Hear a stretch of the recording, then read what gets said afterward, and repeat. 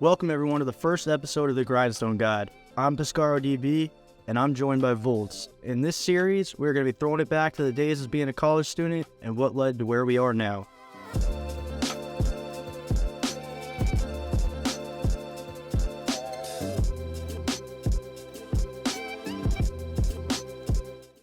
Well, let's start with your background. Where did you go to school? What did you major in? Things like that.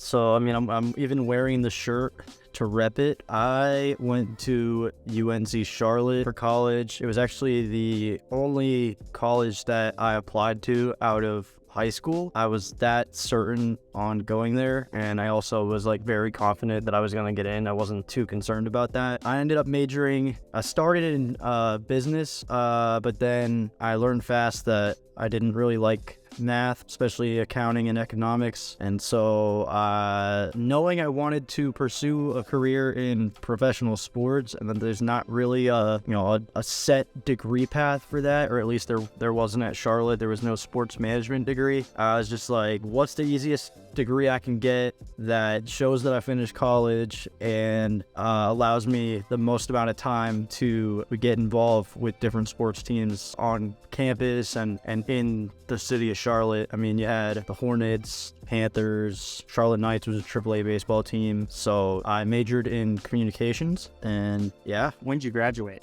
I graduated in May of 2021. I started August of 2017, but I didn't have to do any extra school, I'll put it that way. I finished in the 4-year window, if you will. Okay. Yeah, absolutely. So since you graduated in 21, that does make me think, which I'm about 99% sure, that you went to school during COVID. So that was a challenge of itself, I'm sure.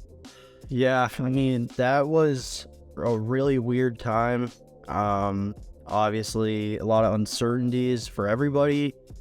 I was kind of already dealing with my own circumstances and struggles, which we can touch on more in depth in a later episode. But speaking specifically on COVID, all of a sudden, everyone's at home. Everyone's we all learned fast what Zoom and WebEx were. And it was so hard to truly pay attention because you're doing classes at home. You could literally especially if you didn't have to have a webcam on, you could literally just not turn your camera on, have your mic muted, and be doing literally anything else. Yeah, exactly. So it was a really, really weird time where nobody knew what to do, but obviously the teachers and university and whatnot had to pretend like they knew what they were doing, and somehow, some way, we struggled through it, made it through it, and we managed to not have to repeat any classes or anything, and graduated with all the credit hours necessary in the normal time window. Say COVID had never happened and everything was a normal experience. Yeah, we really adapted and started utilizing technology a lot more during COVID, because like you said, started using things like Zoom. You could literally just turn your camera off, mute your mic, and sleep if you wanted to, or whatever. So that definitely was a challenge, I'm sure. What about any extracurriculars? Did you do anything while you went to school? Did you work? Anything? Yeah, so like I said, the whole reason I went the, as I like to call it, easiest possible degree route was that, and by easy, don't get me wrong, if there's someone that doesn't have good social skills or isn't okay with public speaking or isn't a good writer or something like that, then this necessarily wouldn't be a easy major, so to speak. But for me, those things kind of came naturally, so that's why I say it was easy. At least compared to engineering or what my wife did, where she did nursing. Those are actually really difficult and require a lot of studying and whatnot. I just wanted the easiest possible one so that I had time to put towards extracurriculars and not just things for fun. I did intramural sports and stuff, and obviously that's just for fun. I was a manager for Charlotte's men's basketball team for my first year and a half of college, and then for the last 2.5 years, I was working with the football team. Initially, I was a video coordinator. I'd be out there at 5 a.m. in February, freezing my nuts off, filming practice. And, that was it was tough. Don't get me wrong. There was a grind to it, but being able to be associated with the university's football team, which in our case, Charlotte didn't have a football program until 2013, and it didn't switch into Division I until like 2015. So it's still a very new thing. I got to be a part of the first ever bowl game that the university ever made. We played in the Bahamas Bowl in 2019. We lost to Buffalo, but getting to travel to the Bahamas and stay in Atlantis and stuff was really cool. So, I put a lot of time towards sports. I worked a part-time job with the Charlotte Hornets, the NBA team in North Carolina, just with their foundation, selling merch and stuff to fans on the concourse during games. So it was actually cool because it allowed me opportunities to, for example, I got to see Kemba Walker's first game back against the Hornets when he was playing for Boston, and that was one of Charlotte's best players ever. So that was a really cool experience, and I got to make a lot of good connections with people with that organization, still have great connections with them. But I did other non-sports work related things. I am a founding father of the fraternity that I'm a part of on campus. I'm a brother of Alpha Tau Omega, ATO. The Lambda Delta chapter is the one that we started. It was a quote-unquote, when a fraternity is brand new on a campus, it starts out as a colony, and you kind of have to build up and hit certain marks to eventually hit the point where you're a full chapter, and that's when you get that extra, in our case, Lambda Delta part. But ATO is at many different campuses across the nation, but we chartered April 20th, 2019 during my sophomore year. I never thought I was going to join a fraternity going into college. I'll be completely honest. That's not really my lifestyle, at least the prototypical fraternity life that you think of. But in this case, it was an opportunity to start something from the ground up. Being able to, be a part of building things from the ground up, such as my fraternity, that's something that means a lot to me because I think it's important, and it shows a level of leadership when, obviously you have other examples of similar things to base your decisions off of, but all in all, there's no alumni or whatever that have been in those shoes before in that specific situation. So it was one of those opportunities where I could really help build the culture from the very beginning. And then the last thing that I was involved in extracurricularly was it's funny because it stemmed from intramurals, which again was just for fun. My team won the flag football intramural championship during my sophomore year of college. I think this was my fall semester sophomore year, and the school asked us if we wanted to attend a club invitational at UNC Wilmington, which is on the eastern part of North Carolina towards the beach. And it was a invitational for club teams. We didn't have a club team at Charlotte, but we had just won the championship, so we were like, sure, we'll go. And we didn't really know what to expect. Only 7 of us were able to travel, which 7 is the amount of people we have on the field at any given time in flag football. So we were playing both sides of the ball, and we pull up not knowing what to expect. We actually played pretty well. There were teams that, I remember this one team, North Carolina A&T, they pulled up and the entire team had these track suits, Nike track suits. They had a coach who had a binder with plays. The players themselves looked like they were probably last second cuts from the main football team. They were legit.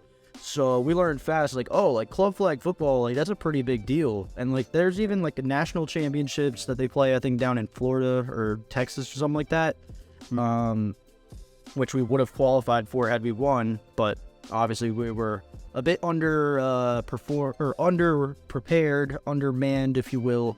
So the school told us to start a club because I think at one point maybe in the past there had been a flag football club, but it died off.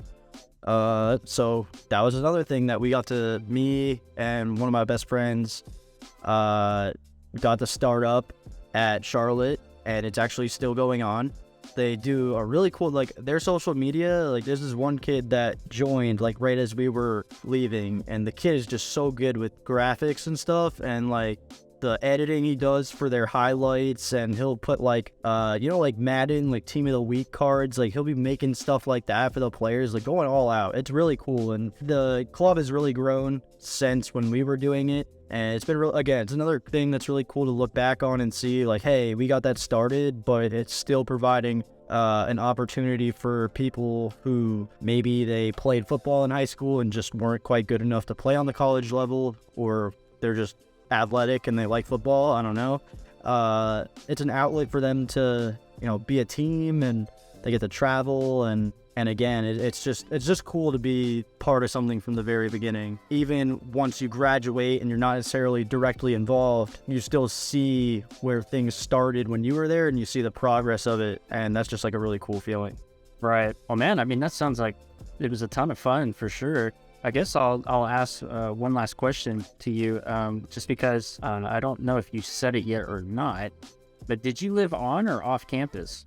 So freshman year of college, I did live on campus. It was a fairly new dorm. I think it had only been open for like 2 years or something like that before I stayed there, so it was pretty brand new. A lot of stuff on Charlotte's campus right now is fairly new. The joke, our acronym is UNCC, and like they always would joke and say like it means under new construction constantly, and that's true, because I mean you go there and they're always building something. I lived on campus my first year, and then sophomore year through senior year I lived in an off-campus apartment. Sophomore and junior year it was literally directly across the street from the entrance of campus, so I was still walking to class and everything, very easy to get around. And then senior year, we moved to a different one that was like down the street. So, I mean, had to drive a very short distance, but I got the experience of both. I'm very glad that I stayed on campus year one and got to just experience that lifestyle of, going to the dining hall consistently. And I roomed with one person who is now like one of my best friends, that we knew each other somewhat in high school. We played on the football team together, but we weren't necessarily like best friends or anything like that. Like we were just kind of like cool with each other. We both knew we were going to Charlotte, and we were like, hey, let's room together, screw it. And so it was me and him, and then we lived with two other roommates who, the two of them were both from Greensboro, which is like central North Carolina. They knew each other, and so it's just a really cool experience. It was almost, like two duos, if you will, like coming together, and and it's still people that I'm very close friends with, even though we all only lived together for 1 year. I lived with like I said, the one that I went into college with, we lived together all 4 years, but the other two, it was a great experience. I enjoyed living off campus as well. That's what allowed me to make what some may consider a dumb decision, what I consider one of my best decisions for a variety of reasons. I got my dog my sophomore year of college, living in, it was like Christmas Day of 2018 was when I adopted her officially, and she's great. She did cost me a lot of money when I moved out of that first apartment, because when she was a puppy, she kind of pissed all over the rug, and Yep. that was an expense for sure. But I mean, everything else about it was worth it. Although I know I made it sound like I was very busy throughout college, and don't get me wrong, I was. I also at times would just like not really go out and like socialize a whole lot. Like I'd want to just be in my room playing games or whatever, and having a dog really helped with getting me out of the apartment, because like I had no choice. I had to take her out and stuff, and it just helped with my like overall life routine and whatnot. Although I wouldn't necessarily suggest people in college get pets or get a dog or whatever, I think it worked out pretty nicely for me. Thanks for watching, everyone. I hope you enjoyed and found this very informative. The Grindstone Guide is our give back to the community content that we wanted to provide to you. This specific series is going to talk about college life and how to navigate through it, tell a little bit about our stories to see if you relate to us, and hopefully you do. If you have any questions, feel free to DM us about it. We would love to answer it to you. Next week's episode will be about my story and my life in college. We'll see you next time.